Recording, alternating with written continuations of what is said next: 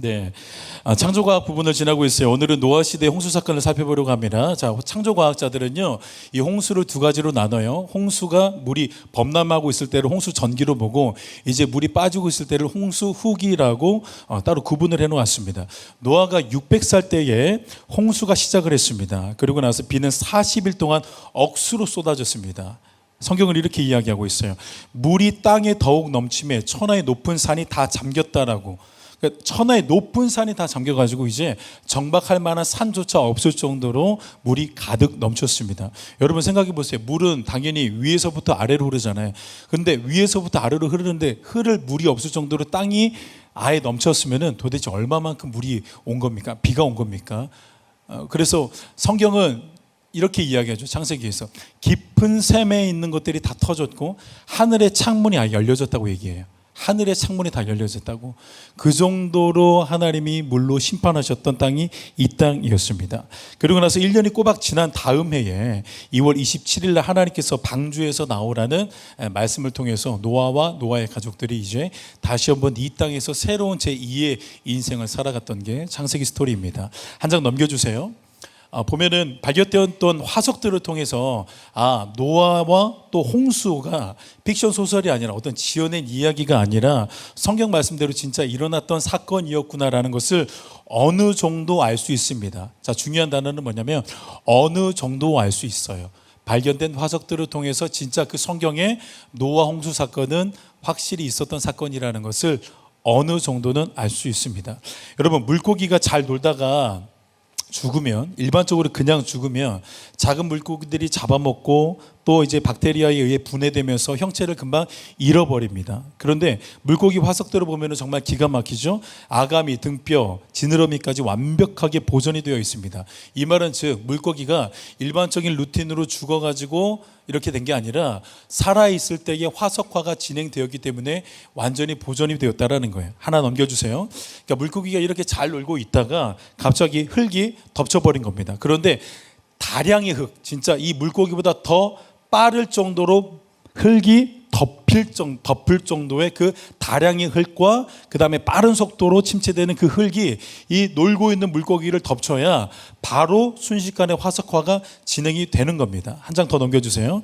자, 이런 물고기의 화석도 있지요. 큰 물고기가 상대적으로 적은 물고기를 잡아먹는 순간에 화석화가 진행이 되었던 겁니다. 여러분, 이런 거는 물고기가 살아있을 때 갑작스럽게 당한 사건이어야만 이런 화석이 만들어질 수가 있고 보존이 될 수가 있다는 겁니다. 자, 그러면은 어떤 사건이 실제로 역사적으로 일어났던 것을 우리가 미루어 짐작해 알 수 있어요? 노아의 홍수 사건이 실제로 일어났던 사건이겠구나라는 것을 짐작해 볼 수 있습니다. 다음 넘겨주세요. 오늘 우리가 창조과학 관련된 내용을 접하고 있는데, 그런데 아이러니하게도 여러분 지금부터 잘 주목해 보세요. 아이러니하게도 우리의 신앙의 근거는 과학과 또 어떤 발견되어진 화석을 절대적으로 우리의 신앙의 근거와 기초를 두어서는 안 됩니다. 아이러니하게도. 좀 이상하죠. 지금까지 창조과학을 대해서 목사님이 지금 나누고 있고 이 화석을 여러분들에게 지금 소개를 해주고 있는데, 이런 발견된 어떤 입증된 자료와 근거나 과학적인 어떤 신빙성 있는 자료들을 기초로 거기를 반석으로 주춧돌로 세워놓고 그 위에다가 우리의 신앙과 우리의 믿음을 세워놓으면 안 된다라고 제가 지금 여러분들에게 어필하고 있는 겁니다. 그러니까 이런 거예요. 이런 화석들이 발견됐으니까 진짜야 성경은. 이런 어떤 과학적인 신빙성이 있는 것들이 내가 만났고 발견되었기 때문에 과학적이기 때문에 성경은 사실이고 내 믿음은 이 과학 위에다가 세워놔야지. 이거는 견고해지는 신앙이 아니라 언제든지 흔들릴 수 있다는 것을 기억하셔야 돼요. 정말로 중요합니다. 여러분 잘 한번 들어보세요. 오래전에 제가 유튜브에서 영상 하나를 봤어요. 그 영상은요, 성경 고고학자인데 론 와이어트라는 고고학자가 그 팔레스타인 땅에서 언약궤를 발견했어요. 구약 시대의 그 언약궤를 발견을 해서 굉장히 좀 큰 논란이 됐었던 영상을 하나 봤습니다. 그런데 그 언약궤를 발견하는 건 발견한 건데 그 언약궤가 실제였는지 아닌지는 그 후로는 목사님은 찾아보지는 않았습니다. 그런데 조금 더 논란이 되고 더 충격이 됐던 건 뭐냐면 그 언약궤를 보니까 피가 묻어져 있었고, 당연히 피는요, 죽은 피는 아무것도 검사가 되지 않는 게 일반인데 이 피가 보니까 살아있는 피로 뭔가 검사가 된다 그래요. 그 영상을 잠깐만 한번 보시겠습니다. Okay. Dried blood is dead blood. Everybody knows that, all right? They can test the blood of the pharaohs, the mummies of the pharaohs, all right? There's certain things they can do. They cannot get a chromosome count by any method I'm familiar with, all right? Things keep changing. I don't profess to know everything. However, there's no way I know that you can get a chromosome count out of dead blood. You can get a DNA and some other things, but not a chromosome count, all right? That's done by living white blood cells. Now then, first of all, in this analysis, I took the blood into a laboratory in Israel. I asked one of the people I work with in antiquities, where is a good laboratory that does reliable work? And they said, such and such, such and such. I took it. I just said, please examine this blood and tell me what you can tell me about it. All right? They said, well, look, we're going to reconstitute it. We're going to put it in normal saline and keep it at body temperature for 72 hours with gentle swirling. All right, that's their business. That's great. I said, now I want to be there when you check it out. They said, fine. So I was back. They checked it out. I said, now, they said it's human blood. We can tell that. They did whatever tests they need to do. And then I said, take some of the white blood cells and put them in a growth medium and keep them at body temperature for 48 hours. And they said, well, that'll do no good because it's dead blood. I said, would you please do that for me? And they said, okay, we'll do it. So anyway, I said, I want to be there when you take it out and examine it. So I was back there. They took it out, examined it under a microscope, and the one technician called the other one over there, and then they called the boss over there, and they were talking Hebrew a mile a minute there for a little bit, and they looked at me and they said, Mr. Wyatt, this human blood only has 24 chromosomes in it. Everybody else has 46. You see, 23 from your mother, 23 from your father, 22 autosomes from your mother, 22 autosomes from your father. You get an X from your mother, you may get an X or a Y from your father, all right? This blood had 23 chromosomes from the mother's side, one Y chromosome only. You see, the child could not have developed if they hadn't had the autosomes from the mother. So all of his physical characteristics were determined by his mother's side of the family, her autosomes.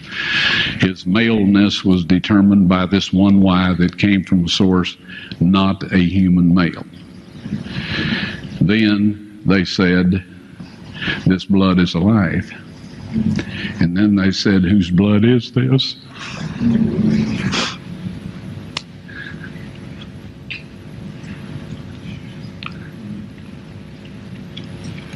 I said, it's the blood of your Messiah. 불 다 켜주세요. 여러분들이 영상을 보면서 누구는 영어 잘하는 사람은 자막이 왜 이러냐, 번역이 이러냐 이런 생각을 하는 사람들도 있었을 거고, 누구는 이 영상을 보면서 우와 감탄했던 사람들도 있을 겁니다.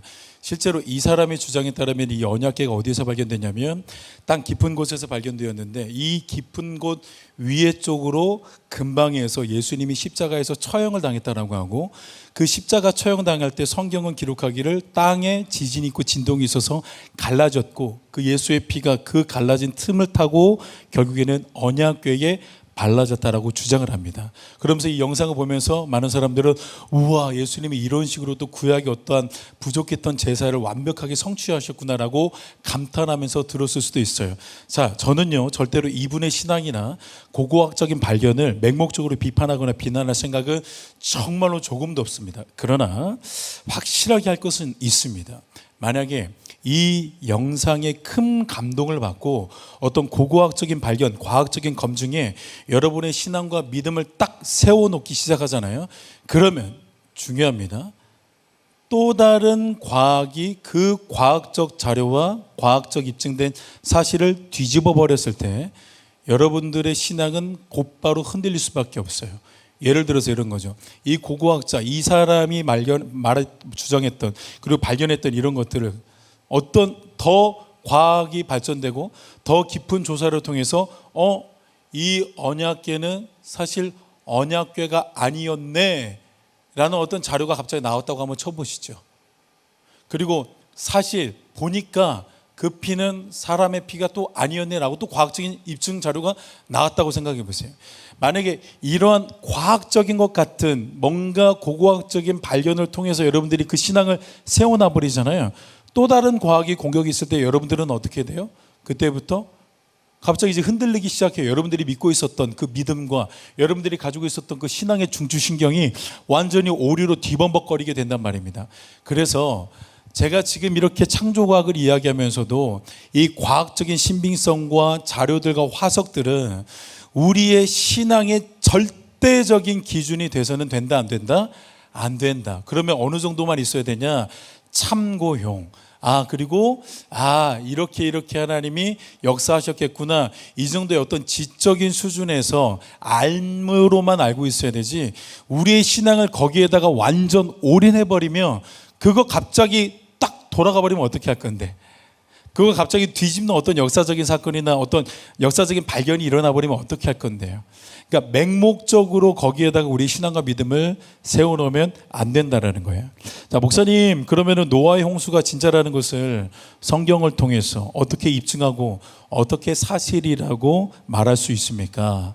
제가 이 창조과학에 이제만 선교사님의 강의를 들으면서 가장 은혜가 됐던 부분, 참 가슴 깊이 와닿았던 부분이 있었어요. 그 부분은 이 부분입니다. 예수님께서 이 땅에 종말을 말씀을 하시다가 이런 말씀을 한번 하신 적이 있어요. 다음 페이지 넘겨주세요. 이렇게 말씀을 하시죠. 노아의 때와 같이 인자의 임함도 그러하리라. 홍수 전에 노아가 방주에 들어가던 날까지 사람들이 먹고 마시고 장가들고 시집가고 있으면서 홍수가 나서 그들을 다 멸하기까지 깨닫지 못하였으니 인자의 임함도 이와 같으리라. 여러분, 이거 누가 하신 말씀이에요? 예수님이 하신 말씀이에요. 예수님이 어떤 것들을 언급하셨냐면 노아의 홍수를 이야기하셨어요. 우리 창조주 되시는 예수님께서 그 노아의 심판의 사건과 그때 어떤 일들이 일어났었는지, 사람들은 어떤 형태와 모습을 보였는지 우리 주 예수님께서 그 성경을 기반으로 노아의 때를 말씀을 하셨다라는 거예요. 여러분, 노아의 홍수는 진짜 있었던 사건입니다. 예수님은요 절대로 거짓을 말하시는 분이 아니세요. 예수님은 진리 그 자체이기 때문에, 진실 그 자체이기 때문에 있지도 않은 일을 말씀을 하시는 분이 아니세요. 노아의 홍수, 그리고 그 홍수는 심판이었다라는 것을 예수님이 직접 말씀하셨다면 그 일은 정말로 있었던 사건이에요. 어떤 과학적인 발견과 고고학적인 발견들을 우리가 참고할 수 있고, 이런 것들을 통해서 정말로 역사적으로 이런 일들이 있었구나. 진화론자들, 그리고 노아의 홍수를 공격하려고 하는 그 무분별한 사람들을 우리가 막아 세울 정도의 용도는 되지만, 여기에 우리의 신앙을 완전 올인해서는 안 되고, 우리의 신앙은 오직 예수 그리스도의 말씀, 여기에다가 우리는 완전 올인해야 되는 줄로 믿습니다. 장하율 아멘. 네. 여러분, 여기에다가 우리의 신앙을 이렇게 두셔야 되고, 여기에 우리의 신앙을 올인하셔야만 합니다. 예수님이 말씀하셨으면 그거 진짜 있었던 거예요. 여러분, 홍수 심판 속에서 유일하게 심판을 피해서 살아남은 사람은 노아와 또 노아의 가족들입니다. 여러분, 노아는 어떻게 심판을 피할 수 있었을까요? 노아. 창세기 7장 9절 다음 화면 넘겨주세요. 이렇게 말씀합니다. 성경은 이것이 노아의 족본이라. 노아는 의인이요 당대의 완전한 자라. 그는 하나님과 동행하였으며. 이 말씀과 함께 그 밑에 스토리를 보니까 하나님이 그 완전하고 의인이었던 노아에게 나타나셔서 노아야 내가 이 땅을 심판할 거야. 너는 방주를 만들어. 그리고 그 말씀에 노아는 완전히 순종합니다. 그래서 그 7장 마지막 절은 노아가 완전히 순종했다라는 말씀으로 끝이 나요. 그렇게 해서 노아는요 하나님으로 말미암아서 방주를 만들었고 그 방주 때문에 그 홍수 속에서도 심판을 받지 않을 수 있었습니다. 단순하고 무지한 우리는 이렇게 생각합니다. 노아가 아까 7장 9절 말씀처럼 의인이었고 당대의 완전한 사람이었기 때문에 그 정도의 경건 수치와 수준은 되었기 때문에 하나님이 노아에게 방주를 짓도록 허락하셨고 완전한 노아와 완전한 노아의 가족들은 결국에는 구원을 받았구나. 무식한 우리의 수준은 딱 이 정도입니다. 무지한 우리는 딱 이 정도로밖에 못 봐요. 노아가 의인이었고 노아는 완전한 사람이었으니까 그 정도로 되는 사람이었으니까 구원을 받았지. 뭐만 봐요? 7장 9절 이하의 노아에게 나타났던 일들은 다 볼 줄 안단 말입니다. 순종했던 사람이네. 진짜로 좌로나 우로나 치우치지 않았던 사람이네. 하나님 말씀에 완전히 굴복했던 사람이네. 그러니까 구원을 받았고 홍수 속에서 심판을 면했지.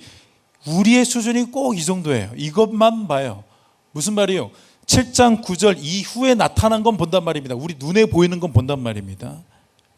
여러분 그런데 진짜는 노아의 순종과 노력 이전에 하나님의 어떤 특별한 임재가 있었어요. 그거를 그 앞에서 하나님은 이렇게 이야기하고 있습니다. 그 다음 장 넘겨주세요. 여호와께서 사람의 죄악이 세상에 가득함과 그의 마음으로 생각하는 모든 계획이 항상 악할 뿐임을 보시고 땅 위에 사람 지으셨음을 한탄하사 마음에 근심하시고 이르시되 내가 창조한 사람을 내가 지면에서 쓸어버리되 사람으로부터 가축과 기는 것과 공중의 새까지 그리하리니 이는 내가 그것들을 지었음을 한탄함이니라 하시니라. 그러나 노아는 여호와께 은혜를 입었더라. 이해되시겠어요? 7장 8절에 노아는 여호와께 은혜를 입었더라 라는 말씀 그 다음에 등장하는 게 노아는 의인이요 당대 완전한 자라. 순서를 꼭 기억하십시오. 노아가 어떻게 구원을 받았고 왜 방주를 지을 만한 순종의 능력이 있었는지, 그는 왜 하나님에게 의인이라고 칭함을 받을 수 있었고 왜 그는 하나님에게 완전하다라는 완전 도장을 찍을 수 있었는지 6장 9절 이후에 노아의 삶을 통해서 보는 게 아니라 6장 8절 그 앞구절인 6장 8절에 여호와께서 노아에게 은혜를 입히신 사건을 통해서 볼 수 있다는 거예요. 여러분 이해되시겠어요? 우리가 의인 되는 것, 우리가 완전한 자라고 하나님에게 칭함을 받는 것은 우리의 어떤 순종이나 우리의 어떠함과는 상관없어요. 6장 8절에서부터 모든 것들, 7장 8절에서부터 모든 것들이 다 귀결됩니다. 여호와께 은혜를 받은 사람이 의인이 되는 거고 여호와께 은혜를 받은 사람이 완전하다고 칭함을 받는 겁니다. 나는 우리 목포사랑교회 고등부 학생들이 그리고 우리 선생님들이 노아의 6장 9절 이후의 삶도 너무 중요하지만 언제나 6장 8절에서 시작되어지는 은혜 입은 사람들이 되기를 주의 이름으로 축복합니다. 여러분 그래서 은혜는 반드시 우리 인간의 행위 앞에 있어야 돼요. 이해되시겠어요? 은혜라는 단어는 언제나 인간의 노력과 공로와 수고 앞에 있어야 된단 말입니다. 즉 노아가 방주를 지었다 그 앞에 한 단어가 반드시 붙어줘야죠. 은혜로 인해 노아는 방주를 지었다. 은혜로 인해 노아는 의인이 되었다. 하나님의 은혜 때문에 노아는 순종할 수 있었다. 하나님의 은혜 때문에 노아와 가족들은 결국 심판을 면하고 구원을 받았다. 은혜 말고는 설명할 수 없는 게 저와 여러분들입니다. 어떻게 설명할 거예요? 여러분들의 구원을 어떻게 설명할 거고, 여러분들이 지금 이곳 가운데 예배를 드리고 여러분들이 예수 그리스도를 믿고 부족하지만 그분의 길을 조금씩 따라가는 거 뭘로 설명할 건데요? 어떤 걸로 설명할 거예요? 가장 잘 설명할 수 있는 것, 그리고 꼭 이 단어로만 설명해야 되는 그 단어는 은혜라는 단어입니다. 아까 하율이가 간증을 했는데 여러분 하율이를 삶을 봐보세요. 나는 하율이가 거기서도 쌈박질할 줄 몰랐지만 거기서도 싸우고 있다고. 나 그래가지고 거기 교회 가가지고 얼마나 싹싹 빌었는지 몰라요. 전도사님이고 한참 나보다 나이도 어려 보이는 앳된 전도사님이고 그 애들이 하율이 깡다고 장난 아니에요. 패거리가 있는데 하율이가 그 패거리를 잡아먹겠다고 쌈박질하고 있더라고. 그래서 이 친구가 지금 예수님을 아직 뜨겁게 만나지 못한 친구고, 정말 그래 목사님이 얼마나 싹싹 빌고 그 애 누구냐고 다 데리고 오시라고 다 싹싹 빌었어요. 뭘로 설명할 거예요? 하율이가 이렇게 간증할 수 있다라는 게. 지가 뭐 어떻게 했어요? 지는 뭐 가가지고 쌈박질밖에 더 했어? 은혜 아니고는 설명이 안 된단 말입니다. 제 인생도 은혜 말고는 설명이 안 됩니다. 제가 얼마나 개차반으로 살았는지, 내 머릿속에서 특히 20대 때 내가 가지고 있던 생각들을 이 모니터에다가 띄우면, 이 LED 대형 화면에 띄우면 나는 여기에서 혀를 깨물고 죽어버릴 겁니다. 내가 했던 그 끔찍했던 생각들, 음란했던 그 생각들을 여기다가 딱 띄워놓으면 나는 정말로 그 자리에서 자결해버릴 겁니다. 그만큼 나는 부끄러운 인생을 살았던 사람, 나를 보면 답이 없는데 나에게 찾아와 주신 마치 38년 된 병자처럼 누워있는 게 전부였던 나, 그리고 나는 한 번도 하나님을 찾지도 않았음에도 불구하고 끊임없이 나를 찾아와 주신 은혜의 하나님 말고는 내 인생을 설명할 길이 없습니다. 작년에 11월 추수감사주일 때 우리 교회에서 이게 첫 번째로 열려졌던 건지는 잘 모르겠어요. 찬양사역원이 주관한 감사 음악회가 열려졌어요. 저는 제 평생에 음악회 때 안 졸아봤던 음악회는 그때가 처음이었습니다. 아마 마지막일 것 같기도 한데, 모든 음악회, 목사로 살아가다 보면 음악회를 많이 갈 수밖에 없어. 막 세종문화 음악회, 막 그 세종회관 가도 나 그렇게 졸려. 그런 데만 가도 그 어마어마한 사람들이 온다고 해도 난 그렇게 졸려요. 그래서 그냥 연주가 시작되지 않고 그 피아노 연주자가 딱 들어오면서 난 자고 있어.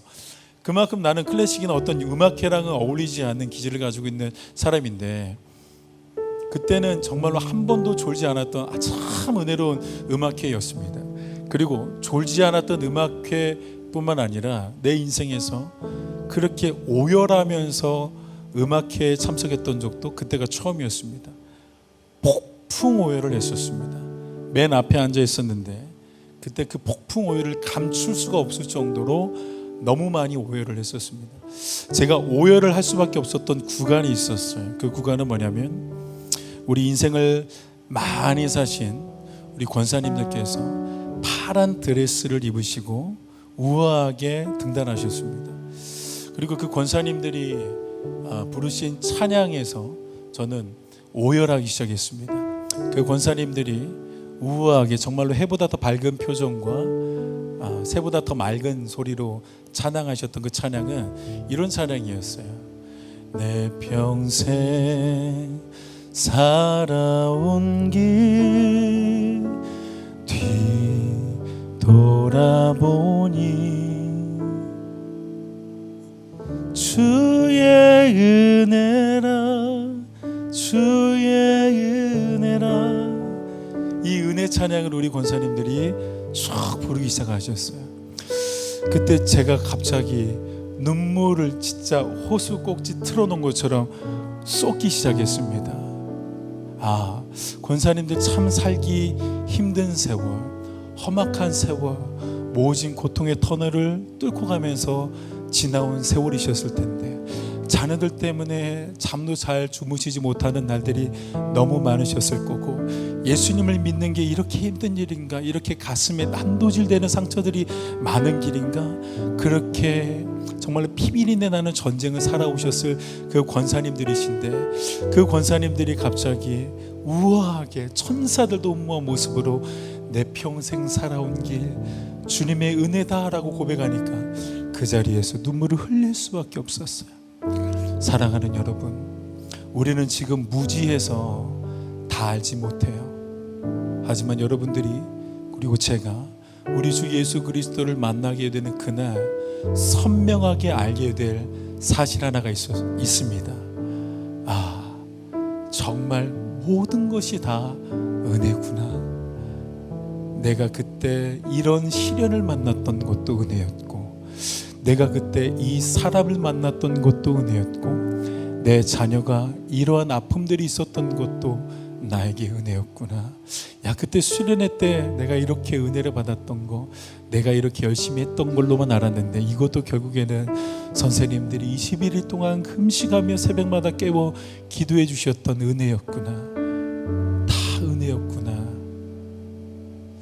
여러분, 물론 천국에서는 우리가 그렇게 깨끗하게 오직 은혜라고 고백하며 살겠지만 전 조금 더 욕심을 내고 싶어요.